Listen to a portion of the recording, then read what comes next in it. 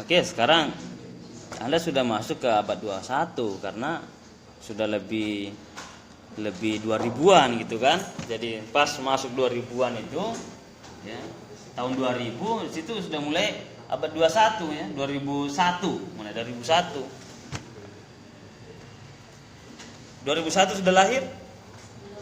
Oh, belum ya. Oke. Berarti Anda adalah anak sah zaman abad 21 gitu.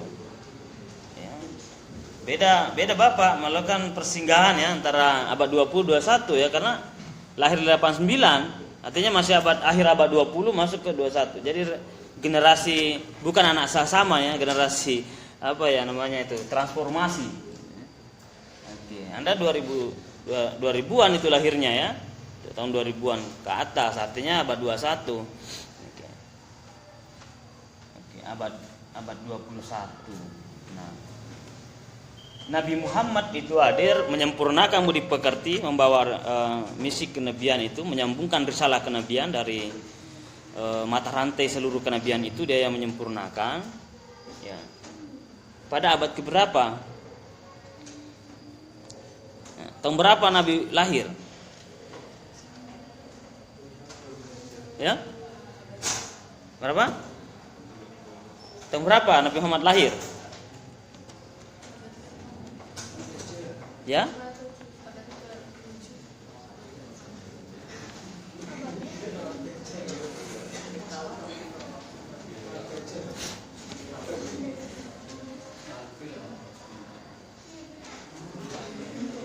Gimana? Abad keberapa? Atau tahun berapa? Tahunnya dulu, supaya nggak keliru ya. Supaya sistematis kita memahami ya perkembangannya itu. Ya? Masehinya tahun berapa? Tahun berapa Mas? Ya? 571. Berarti ini abad ke ya 6 gitu. Kan udah lebih 5 ya gitu. Kan hitungannya kan gimana? Ya udah lebih 5 itu. Oke.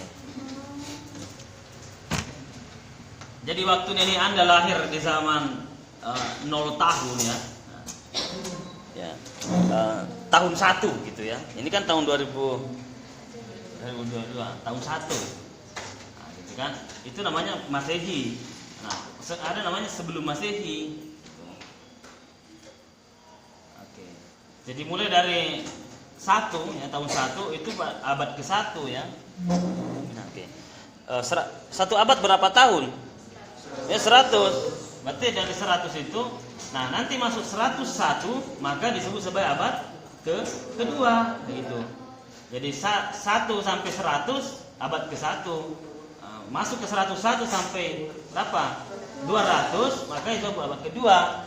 Terus 201 sampai 300 abad ketiga, nah begitu hitungannya. Nah, bicara sejarah perkembangan harus mengerti itu perjalanannya ya. Perjalanan. Jadi antara jaraknya Nabi Muhammad dengan kalian itu dari abad 6 ke 21 itu berapa? Berapa abad? Ya? 21 kurang 6. Oke, itu sudah sekitar 15.000 tahun. 1.500 tahun ya. Ya, karena 15 abad 1.500 tahun. Nah, itu jadi Nabi Muhammad itu hadir di muka bumi ini sekitar 1.500 tahun. Itu membawa misi yang sangat mendalam, yaitu menyempurnakan budi pekerti, akhlak. Tapi percakapan akhlak ini sudah dibahas oleh Plato pada abad-abad sebelumnya, dan gurunya juga namanya Socrates ya.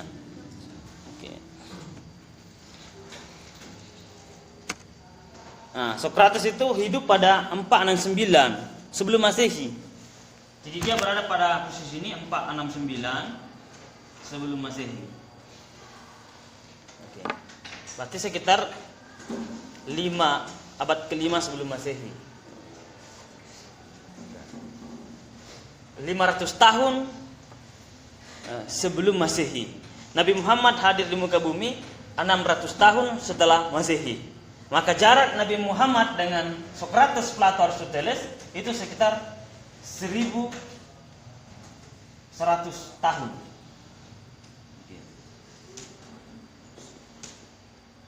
Jadi Nabi Muhammad abad ke ini masuk ke 0 tadi berarti 6 ke sini ya.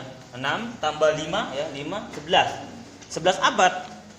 Jadi sebelum Nabi Muhammad bicara tentang akhlak, Socrates, Plato, Aristoteles itu sudah membicarakan akhlak 1100 tahun ya. 1100 tahun lamanya gitu. Nabi Muhammad itu belakangan bicara akhlak gitu. Makanya dia disebut menyempurnakan. Artinya yang disempurnakan itu tinggal menambah-nambah gitu ya. Itu namanya disempurnakan.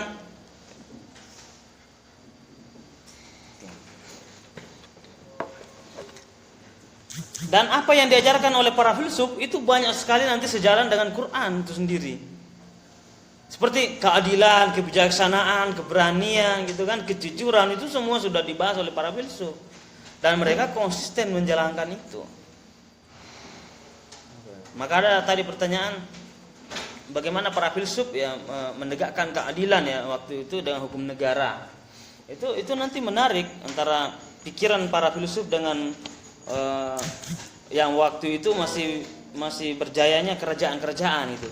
Sedangkan Anda hidup hari ini masih Anda menemukan beberapa kerajaan-kerajaan gitu kan. Di Indonesia misalnya terutama itu masih ada. Kerajaan di mana? Yang sekarang masih ada di Indonesia. Terutama di Jogja itu masih ada kerajaan. Artinya jejak-jejak kerajaan itu ada.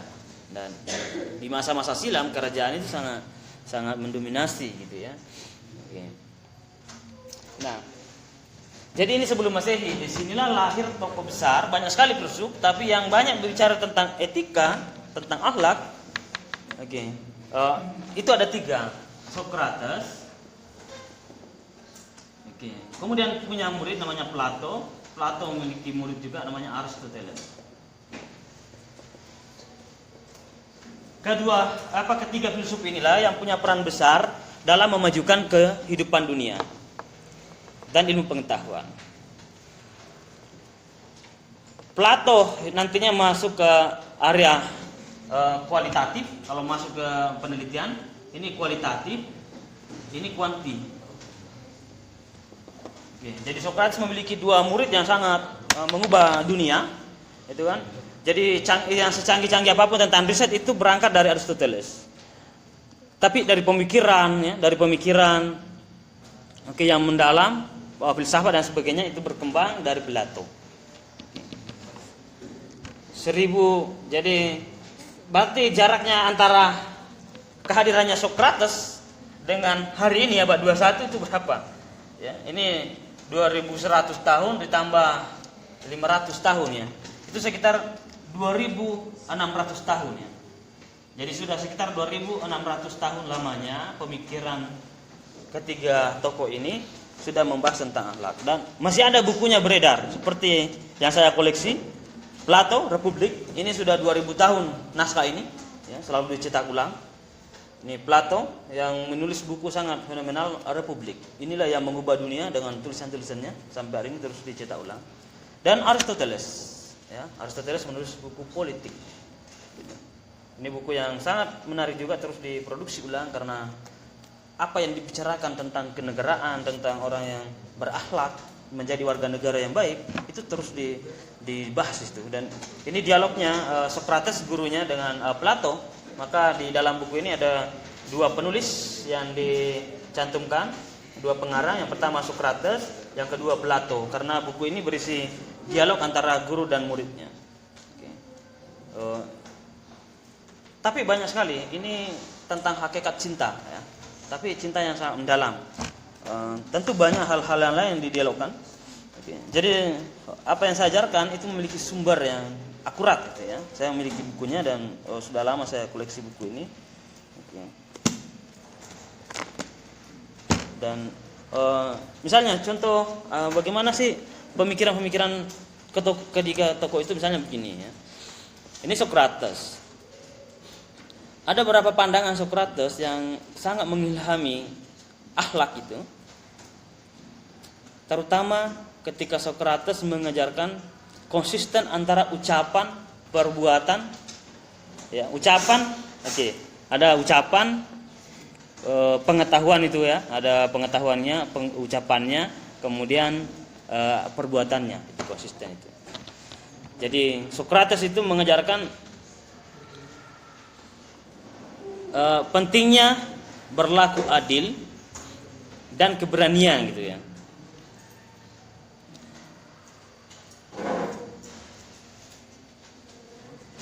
Tetapi pada akhir kehidupan Sokrates itu akhirnya harus mati bunuh diri karena dipaksa minum racun oleh polis atau hukum waktu itu yang sangat bertentangan dengan pemikiran Sokrates.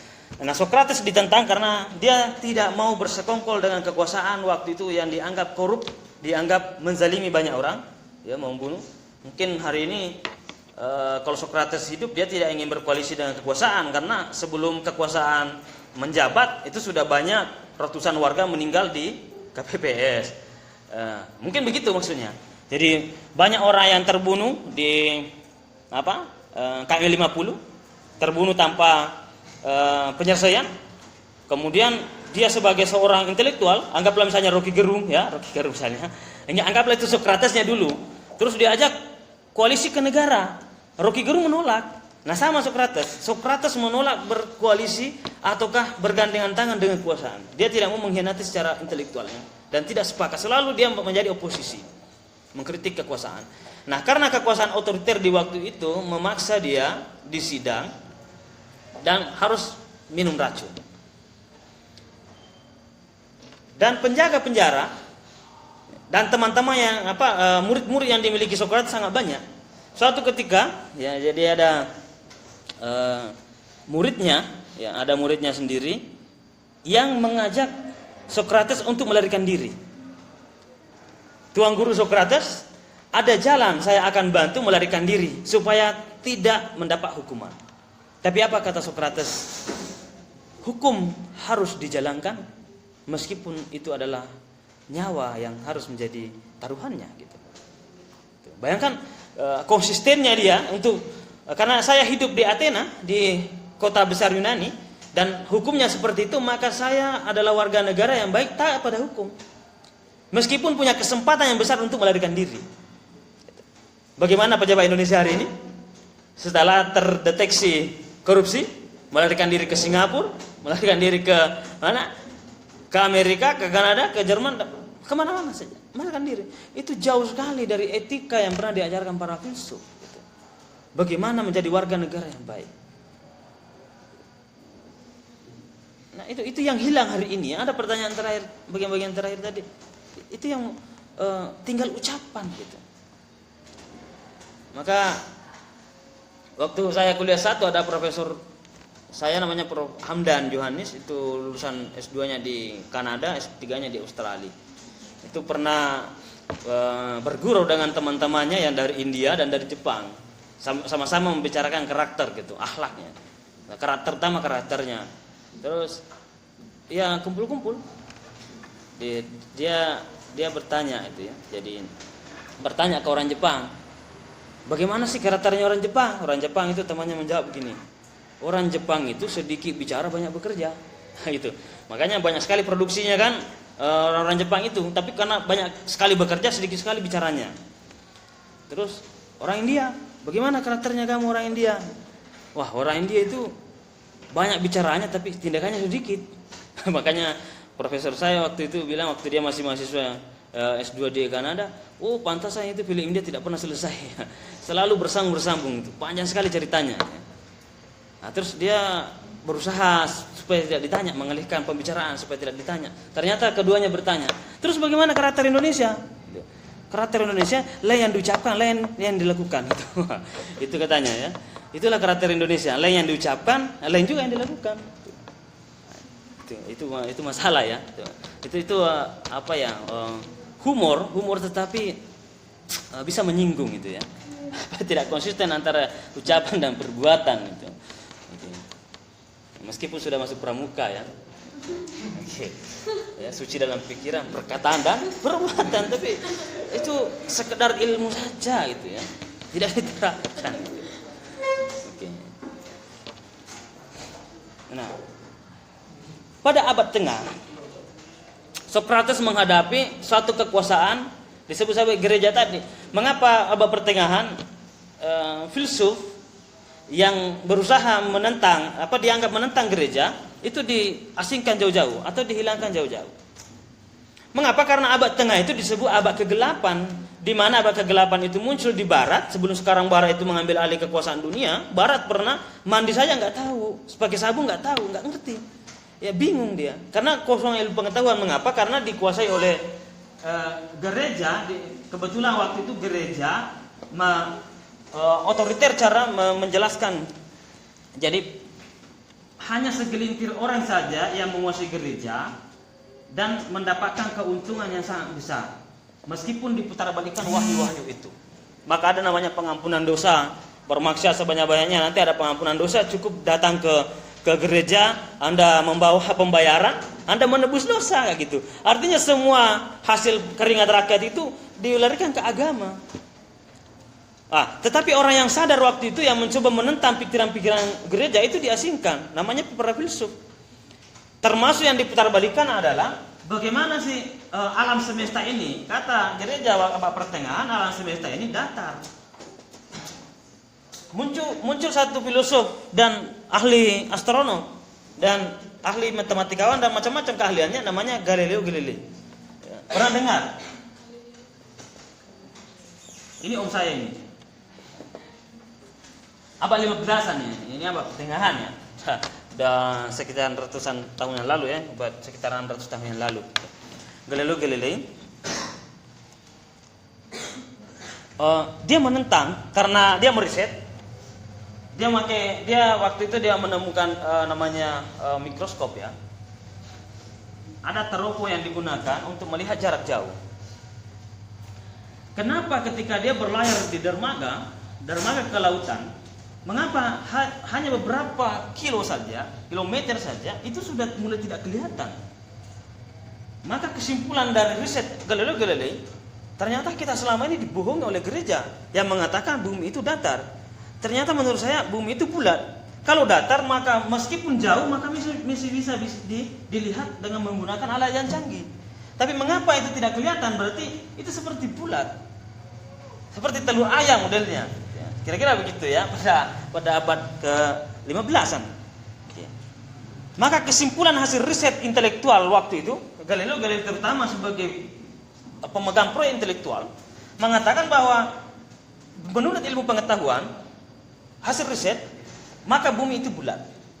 Nah, karena pendapatnya ini artinya bertentangan dengan ajaran gereja, maka Galileo Galilei harus disingkirkan meskipun dia benar.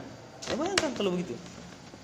Maka dalam persidangan hukuman mati pilihannya, ataukah ketika di persidangan Galileo Galilei dibilang oleh para hakim, Galileo Galilei apakah ingin mengikuti ajaran gereja dengan konsekuensinya menarik kembali hasil penelitiannya itu, hasil intelektualnya, ataukah tetap bersikukuh pada hasil penelitiannya tetapi hukuman mati. Maka Galileo Galilei mengatakan, saya rela mendapatkan hukuman mati demi mempertahankan kebenaran. Bayangkan etikanya seorang ilmuwan.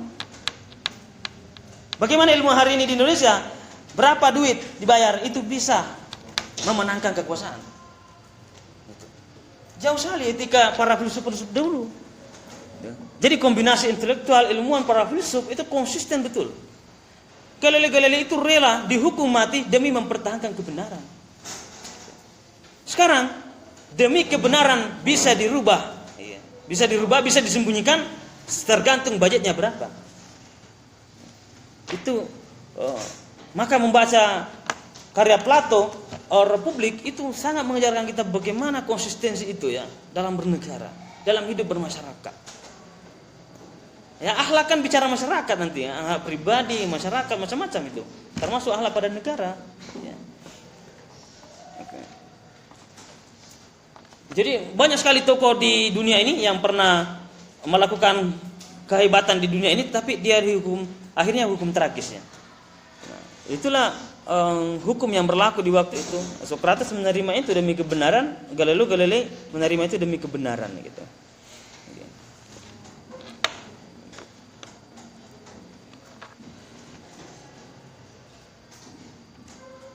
Oke. Oke, nah ini Sokrates waktu ingin dibunuh ya.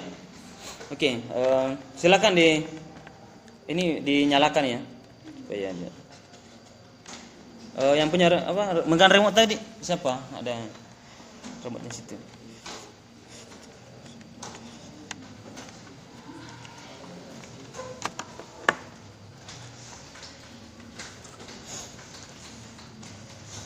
Oke, sudah nyala? Oke, sudah menyala ya. Nah ini ilustrasi gambarnya ketika Sokrates disuguhkan racun ya, karena dipaksa minum racun. Oke. Dan punya banyak murid yang mengelilinginya itu adalah murid-muridnya, tetapi diajak untuk melarikan diri, dia tidak mau gitu.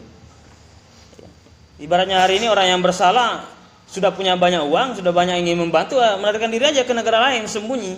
Nah, itu dia tidak melakukan itu karena dia tetap bersikuku kepada perbuatan dan ucapannya itu dan pengetahuan yang diajarkan pada murid-muridnya.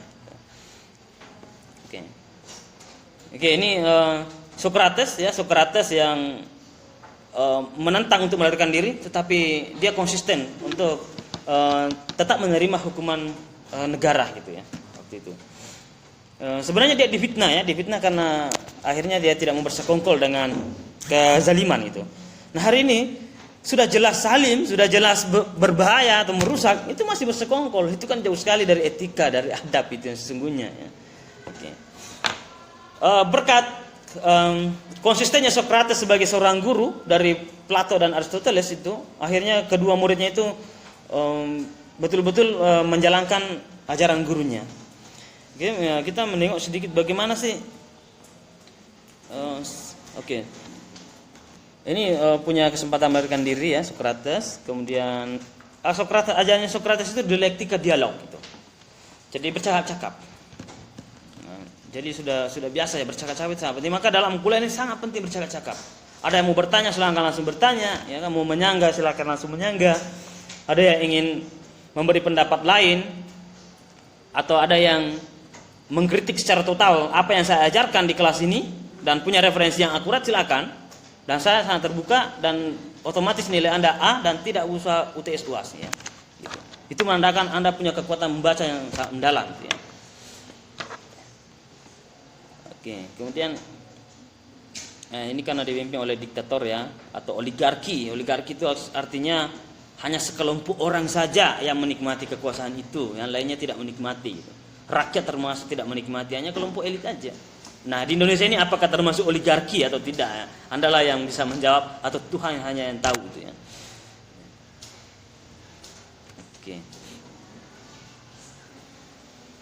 Oke ya, Sokrates tidak mau Nah ini ada permintaan Krito ya, itu salah satu orang dekatnya menolak untuk melarikan diri ke penjara, dari penjara itu sebelum eksekusi mati itu.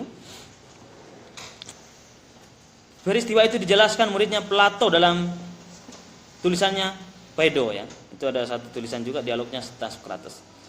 Oke, kemudian masuk ke bagaimana sih akhlak etika di masa Plato, muridnya itu setelah 469 ini kan 427. Sekarang 427 muridnya Sokrates yang muncul di pentas dunia ini untuk memberikan pendidikan pada manusia secara umumnya.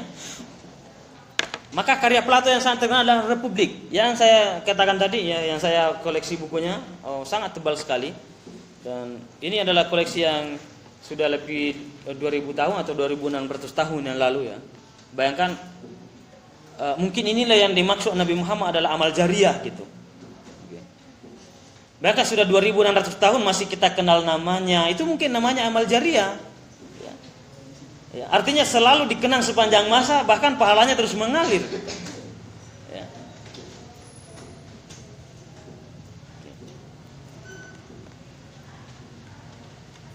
Bahkan 2600 tahun yang lalu dia menulis, kita masih terus membaca dan masih mengilhami kebaikan-kebaikan di dunia ini, termasuk di Indonesia.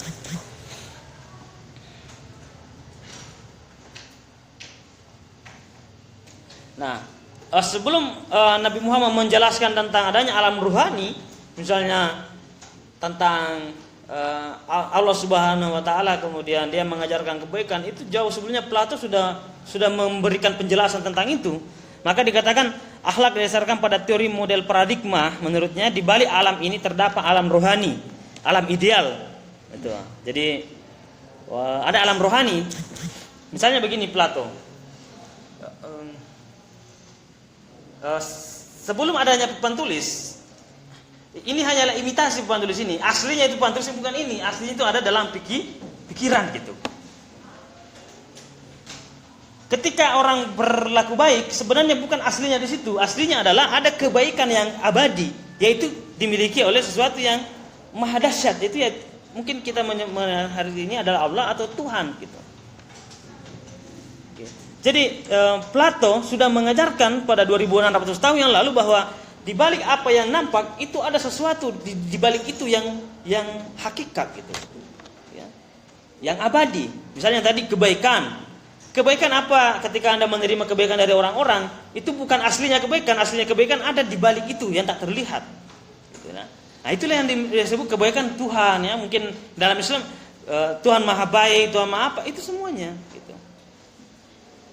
Jadi apa yang diajarkan oleh Nabi itu sangat banyak yang diajarkan para pendahulu. Gitu. Oke, kemudian ada contoh yang di sini ya.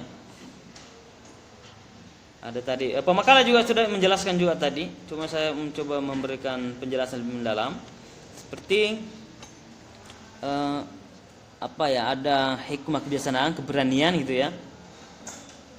Oke.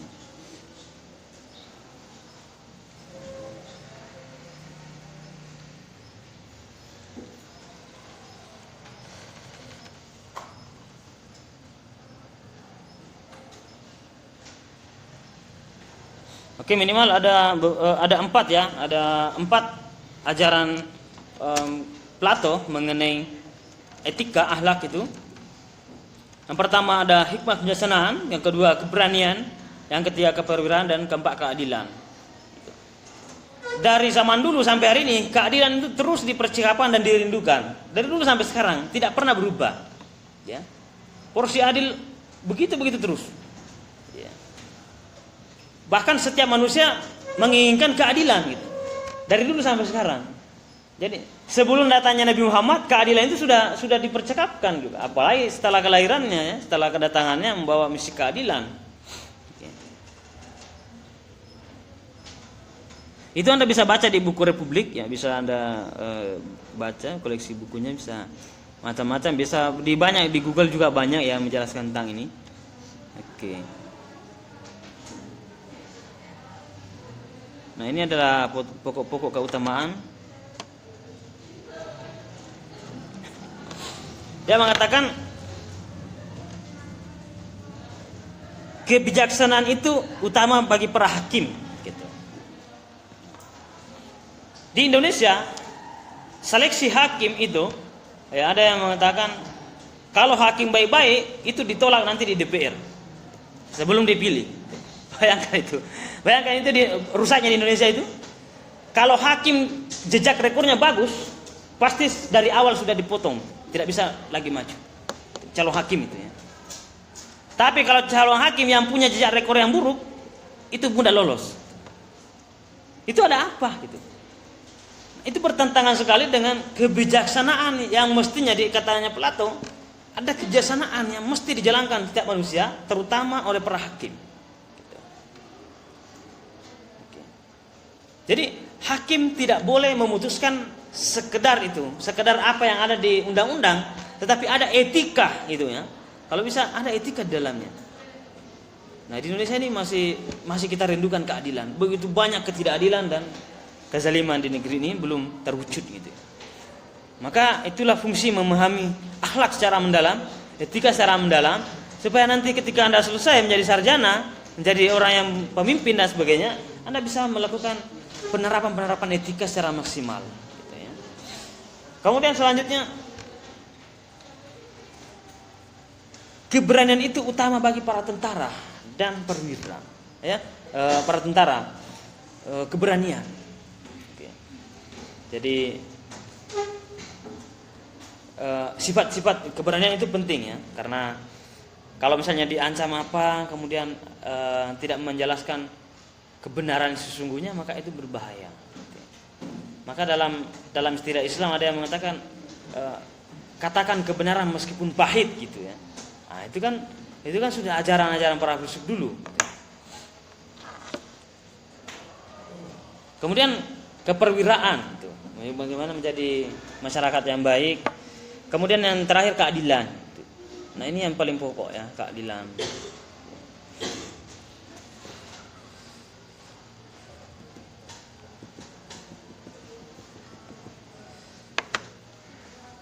Itu yang agak membedakan pemikiran nanti Plato dengan Aristoteles. Kalau Aristoteles misalnya begini, papan tulis ini ada warna putih seperti ini. Dulu waktu Anda SD, apakah sudah mendapat papan tulis begini apa enggak? Enggak, yang masih hitam ya, masih ada hitam, pakai kapur. Ya. Kalau Aristoteles, karena dia filsuf yang banyak riset ya, dia ahli matematika, ya dia filsuf ahli matematika, ahli fisika macam-macam pemikirannya.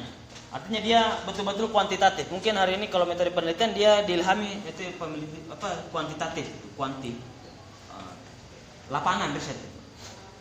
Misalnya begini, Aristoteles mengatakan adanya papan tulis ini warna putih didesain begini itu karena sudah ada sebelumnya papan tulis sebelumnya.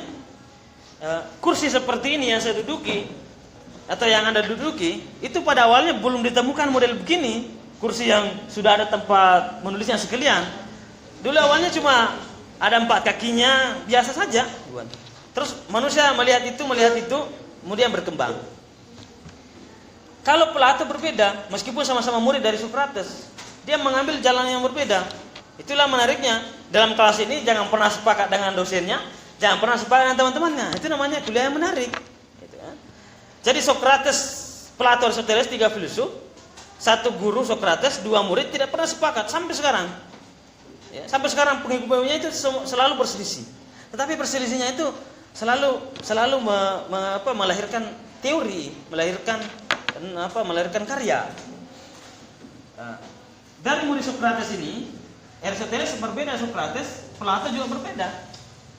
Plato mengatakan di balik apa yang nampak ada alam ide. Misalnya sebelum dibuat papan tulis ini, sebelum dibuat kursi ini, itu ada dalam ide. Gitu. Kalau Aristoteles tidak, itu karena ada sebelumnya. Maka Plato mengatakan tidak begitu, saudara. Ya, tidak mungkin lahir ini kalau tidak ada di pikiran. Maka aslinya ini papan tulisnya ada di pikiran gitu. Maka yang harus dikembangkan pikiran. Kalau Aristoteles tidak, apa yang ada hari ini itu sudah ada sebelumnya. Maka kita harus mengembangkan lapangan. Maka muncullah kuanti, ini mengalirkan kualitatif. Sampai sekarang nggak bisa ketemu, meskipun sudah mulai dimixkan antara kuanti kuali. Itu sekarang, tapi tetap masih ada keterpisahan. Itu.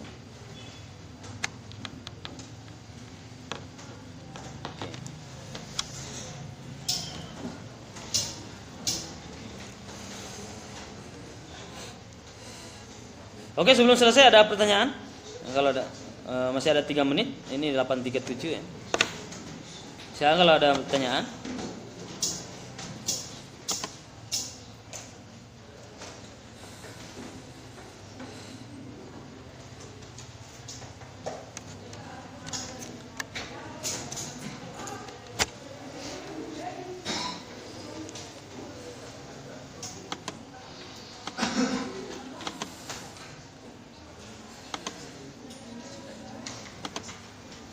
Oke, kelompok 2 segera ditulis juga naskah.